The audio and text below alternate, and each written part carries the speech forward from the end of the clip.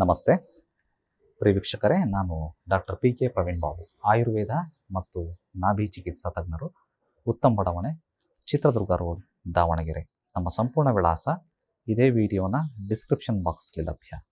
ಅವಶ್ಯಕತೆ ಇದ್ದಂಥವರು ಗಮನಿಸಿ. ಇವತ್ತಿನ ವಿಷಯ, ಸುಮ್ಮನೆ ಕೆಲವರು ಕ್ಯಾಲ್ಸಿಯಂ ಮಾತ್ರೆಗಳು ನುಂಗ್ತಿರ್ತಾರೆ, ನೋಡಿದ್ದೀರಾ? ಯಾಕೆ ನುಂಗ್ತೀರಿ? ನಿಮಗೆ ಕ್ಯಾಲ್ಸಿಯಂ ಕಡಿಮೆ ಆಗಿದೆಯಾ ಅಂತ ಕೇಳಿದರೆ ಮುಂದೆ ಕ್ಯಾಲ್ಸಿಯಂ ಕಡಿಮೆ ಆಗಬಾರ್ದು ಅಂತ ನುಂಗ್ತಾ ಇದ್ದೀನಿ ಅಂತ ಹೇಳ್ತಾರೆ. ಇವ್ರು ಹೇಳೋ ಕತೆ ಹೆಂಗಾತಪ್ಪ ಅಂತಂದರೆ, ಮುಂದೆ ಭೂಕಂಪ ಬರಬಾರ್ದು ಅಂತ, ಅಥವಾ ಮುಂದೆ ಭೂಕಂಪ ಆದರೆ ಏನು ಮಾಡಬೇಕು ಅಂತ ಇವತ್ತಿಂದನೇ ತಯಾರಿ ನಡೆಸ್ದಂಗೆ. ವೀಕ್ಷಕರೇ, ಕ್ಯಾಲ್ಸಿಯಮ್ಮಿನ ಕೊರತೆ ಇಲ್ಲದೇ ಇರೋಂಥವರು ಕ್ಯಾಲ್ಸಿಯಮ್ಮಿನ ಮಾತ್ರೆಗಳನ್ನು ನುಂಗಿದರೆ ಕಿಡ್ನಿ ಸಮಸ್ಯೆ ಬರುತ್ತೆ, ನೆನ್ಪಿಟ್ಕೊಳ್ಳಿ. ಹೆಂಗೆ 1+1 ಆಫರ್. ಕ್ಯಾಲ್ಸಿಯಮ್ಮಿನ ಕೊರತೆ ಇದ್ದರೆ ಮಾತ್ರ ಕ್ಯಾಲ್ಸಿಯಂ ಮಾತ್ರ ನುಂಗ್ಬೇಕು, ಇಲ್ಲ ಅಂದರೆ ಕಿಡ್ನಿಯಲ್ಲಿ ಕಲ್ಲಾಗ್ತವೆ, ಕಿಡ್ನಿ ಡ್ಯಾಮೇಜ್ ಆಗ್ತದೆ, ಲಿವರ್ ಮೇಲೆ ಹೆಚ್ಚಿನ ಒತ್ತಡ ಬೀಳ್ತದೆ, ಹೈಪರ್ ಕ್ಯಾಲ್ಸಿನಿಮಿಯಾ ಅನ್ನೋ ಒಂದು ಕಾಯಿಲೆ ಬರ್ತದೆ. ನುಂಗ್ತಿರೋ ಬಿಡ್ತಿರೋ ನಿಮಗೆ ಬಿಟ್ಟಿರೋದು, ನುಂಗ್ಬೇಡ್ರಿ ಅಂತ ಹೇಳಕ್ಕೆ ನಾನು ಯಾರು? ಹಾಗಾದ್ರೆ ಕ್ಯಾಲ್ಸಿಯಂ ಕೊರತೆ ಆಗಿರೋದು ನಮ್ಗೆ ಹೆಂಗೆ ಗೊತ್ತಾಗಬೇಕು? ಹೆಂಗೂ ಸ್ಟ್ಯಾಂಡ್ ಬೈ ಇರಲಿಲ್ಲ, ನುಂಗ್ಬಿಡೋಣ ಅಂತ ನುಂಗ್ತಿದ್ದೀವಿ ಸರ್. ತಪ್ಪು. ಕೊರತೆ ಆಗಿದೆ ಅನ್ನೋದನ್ನು ತಿಳ್ಕೊಳ್ಳೋದು ಹೇಗೆ? ಲ್ಯಾಬ್ಗೆ ಹೋಗ್ಬೇಕಾ? ರಕ್ತ ಪರೀಕ್ಷೆ ಮಾಡಿಸ್ಬೇಕಾ? ಅಫ್ಕೋರ್ಸ್ ಮಾಡಿಸ್ಕೋಬೋದು, ಅದು ಒಂದು ವಿಧಾನನೇ, ತಿಳ್ಕೊಬೋದು.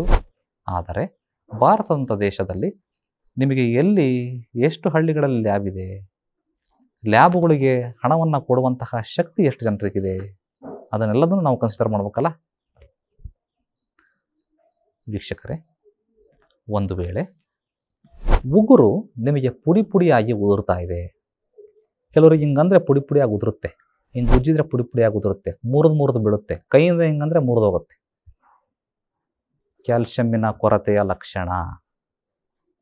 ಹಲ್ಲಿನ ಮೇಲೆ ಪುಡಿ ಪುಡಿ ದಂತ ಶರ್ಕರ ಅಂತ ಹೇಳ್ತಾರೆ, ಪುಡಿ ಉದುರುತ್ತೆ, ಹಲ್ಲು ಮುರಿದೋಗುತ್ತೆ, ಕ್ಯಾಲ್ಸಿಯಮ್ಮಿನ ಕೊರತೆಯ ಲಕ್ಷಣ. ಇಲ್ಲಿಂದ ಅಲ್ಲಿಗೆ ಜಂಪ್ ಮಾಡಿದರೆ ಸಾಕು, ಮೂಳೆಗಳು ಮುರಿತವೆ, ಲೈಟಾಗಿ ಹೇರ್ಲೈನ್ ಫ್ರ್ಯಾಕ್ಚರ್ಗಳಾಗ್ತವೆ, ಕ್ಯಾಲ್ಸಿಯಮ್ಮಿನ ಕೊರತೆಯ ಲಕ್ಷಣ. ವಿನಾಕಾರಣ ಕೂದಲು ಉದುರ್ತವೆ, ಕ್ಯಾಲ್ಸಿಯಮ್ಮಿನ ಕೊರತೆಯ ಲಕ್ಷಣ. ಲಕ್ಷಣವೇ ಅಂತ ಹೇಳ್ತಾ ಇಲ್ಲ, ನನ್ನ ಗ್ರಾಮರ್ನ ಅರ್ಥ ಮಾಡ್ಕೋಬೇಕು. ಲಕ್ಷಣವೇ ಅಂತ ಇಲ್ಲ, ಲಕ್ಷಣ ಇರಬಹುದು. ಜೊತೆಗೆ ವಿನಾಕಾರಣ ಮೊಣಕಾಲು ನೋವು, ಮಂಡಿ ನೋವು, ಸೊಂಟ ನೋವು, ಭುಜ ನೋವು ಎಲ್ಲ ಒಟ್ಟಾರೆ ಹೇಳ್ಬೇಕಂದ್ರೆ ಕೀಲುಗಳ ನೋವು ಕ್ಯಾಲ್ಸಿಯಮ್ಮಿನ ಕೊರತೆಯ ಲಕ್ಷಣ ಇರಬಹುದು. ಇಂಥ ಸಂದರ್ಭಗಳಲ್ಲಿ ವೈದ್ಯರನ್ನು ಸಂಪರ್ಕಿಸಿ ನೀವು ಕ್ಯಾಲ್ಸಿಯಮ್ಮಿನ ಸಪ್ಲಿಮೆಂಟ್ಗಳನ್ನು ಆಯುರ್ವೇದದಲ್ಲಿ ಉಂಟು. ಕೆಮಿಕಲ್ ಕ್ಯಾಲ್ಸಿಯಂ ಸಪ್ಲಿಮೆಂಟನ್ನು ತಗೊಳ್ಳೋಕ್ಕಿಂತನೂ organic calcium supplement, in the sense ಪ್ರಾಕೃತಿಕವಾಗಿ ನೈಸರ್ಗಿಕವಾಗಿ ದೊರಕುವಂಥ ಕ್ಯಾಲ್ಸಿಯಂಗಳನ್ನು ಅದನ್ನು ಉಪಯೋಗ ಮಾಡಿ ತಯಾರು ಮಾಡಿರೋಂಥ ಔಷಧಿಗಳನ್ನು ಬಳಕೆ ಮಾಡಿದರೆ ಬಹಳ ಆರೋಗ್ಯಕಾರಕ. ಈಗ ಹೇಳಿದ್ನಲ್ಲ, ಅತಿ ಕ್ಯಾಲ್ಸಿಯಂ ಆದರೆ ಕಿಡ್ನಿಗೆ ಡ್ಯಾಮೇಜ್ ಆಗುತ್ತೆ ಅಂತಂದು, ಆ ಥರದ ಒಂದು ಪ್ರಮೇಯ ಬರಲ್ಲ ಇಲ್ಲಿ ಪ್ರಾಕೃತಿಕವಾಗಿ ಬಳಕೆ ಮಾಡಿದಾಗ. ಸರಿ ಸರ್, ಹಂಗೇನಾರ ಇದ್ದರೆ ಡಾಕ್ಟರ್ನ ಭೇಟಿ ಮಾಡ್ತೀವಿ, ಅದಕ್ಕಿಂತ ಮುಂಚೆ ನಾವು ಮನೆಗೆ ಏನು ಮಾಡ್ಕೊಂಡ್ಲಿ ಹೇಳ್ರಿ? ವೀಕ್ಷಕರೇ, ಹೆಚ್ಚಾಗಿ ಕ್ಯಾಲ್ಸಿಯಂ ಹೆಚ್ಚಿರುವಂಥ ಆಹಾರ, ಶ್ರೇಷ್ಠಾತಿ ಶ್ರೇಷ್ಠವಾದ್ದು, ಸುಲಭವಾಗಿ ಸಿಗುವಂಥದ್ದು, ಸುಲಭ ಬೆಲೆಯಲ್ಲಿ ಸಿಗುವಂಥದ್ದು ಹಾಲು. ಅದರಲ್ಲೂ ಕೂಡ ಹಸುವಿನ ಹಾಲು, ದೇಸಿ ಹಸುವಿನ ಹಾಲು ಹೆಚ್ಚಾಗಿ ಬಳಕೆ ಮಾಡಿ.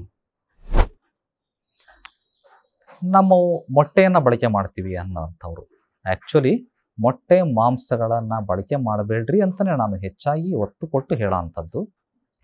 ಮೊಟ್ಟೆಯನ್ನು ಕೋಳಿ ಕಾವು ಕೊಟ್ಟು ಆ ಕೋಳಿ ಹೊರಗೆ ಬಂದ ಮೇಲೆ, ನಮ್ಮದು ನೋಡ್ರಿ, ನಮ್ಮದು ಮೆಡಿಕಲ್ ಸೈನ್ಸ್ ತತ್ವ ಸಿದ್ಧಾಂತಗಳು ಹೆಂಗಿದಾವೆ ಅಂತಂದರೆ, ಇನ್ನೊಂದು ಜೀವಿಗೆ ತೊಂದರೆ ಕೊಟ್ಟು ನಿಮ್ಮ ಆರೋಗ್ಯವನ್ನು ಮೇಂಟೈನ್ ಮಾಡೋದು ನಮ್ಮ ಉದ್ದೇಶ ಅಲ್ಲ. ಕೋಳಿ ಮೊಟ್ಟೆ ಕೋಳಿ ಮಾಡ್ಕೊಂಡ್ರೆ ಕೋಳಿ ಮರಿಯನ್ನು ತಕ್ಕೊಂಬಿಡ್ಲಿ, ಅದು ತಕ್ಕೊಂಡು ಹೊರಗಿನ ಶೆಲ್ ಇರ್ತದಲ್ಲ, ಕವಚ ಇರ್ತದಲ್ಲ, ಆ ಕವಚದಿಂದ ತಯಾರು ಮಾಡಿರುವಂತಹ ಒಂದು ಭಸ್ಮ ಇರುತ್ತೆ. ಕುಕ್ಕುಟ ಅಂಡ ತ್ವಕ್ ಭಸ್ಮ ಅಂತ ಹೇಳ್ತಾರೆ. ಕುಕ್ಕುಟ ಅಂದರೆ ಕೋಳಿ, ಅಂಡ ಅಂದರೆ ಮೊಟ್ಟೆ, ತ್ವಕ್ ಅಂದರೆ ಶೆಲ್ಲು. ಕುಕ್ಕುಟ, ಅಂಡ, ತ್ವಕ್, ಭಸ್ಮ. ನೀವು ಮನೇಲಿ ತಯಾರು ಮಾಡೋದು ಕಷ್ಟ, ಅದು ಪುಟಕ್ಕಿಟ್ಟು ತಯಾರು ಮಾಡಬೇಕು. ಅದು ಗ್ರಂಥಿಗೆ ಅಂಗಡಿಗಳಲ್ಲಿ ಲಭ್ಯ. ಅವನ್ನು ತಂದು ಕುಕ್ಕುಟಾಂಡ ತ್ವಕ್ ಭಸ್ಮವನ್ನು ಜೇನುತುಪ್ಪದ ಜೊತೆಗೆ ಬೆರೆಸಿ ಬೆಳಗ್ಗೆ ಮತ್ತು ಸಾಯಂಕಾಲ ಒಂದೊಂದೇ ಚಿಟಿಕಿ ತಗೊಳ್ತಾ ಬಂದರೆ ಈ ಕ್ಯಾಲ್ಸಿಯಮ್ಮಿನ ಕೊರತೆಯನ್ನು ನೀಗಿಸುತ್ತದೆ. ಇಷ್ಟನ್ನು ನೀವು ಮನೆಯಲ್ಲಿ ಮಾಡ್ಕೋಬಹುದು. ಇಷ್ಟು ಮಾಡಿಯೂ ನಿಮಗೆ ಆ ಸಮಸ್ಯೆಯಿಂದ ಹೊರ ಬರಲಿಕ್ಕೆ ಆಗ್ತಾ ಇಲ್ವಾ? ಹತ್ತಿರದ ಆಯುರ್ವೇದ ವೈದ್ಯರನ್ನು ಸಂಪರ್ಕ ಮಾಡಿ ಈ ಕ್ಯಾಲ್ಸಿಯಮ್ಮಿನ ಕೊರತೆಯಿಂದ ಹೊರಬನ್ನಿ. ವಿಷಯವನ್ನು ಎಲ್ಲರಿಗೂ ಶೇರ್ ಮಾಡಿ. ಮುಂದಿನ ಸಂಚಿಕೆಯಲ್ಲಿ ಮತ್ತೆ ಭೇಟಿಯಾಗೋಣ. ಧನ್ಯವಾದಗಳು.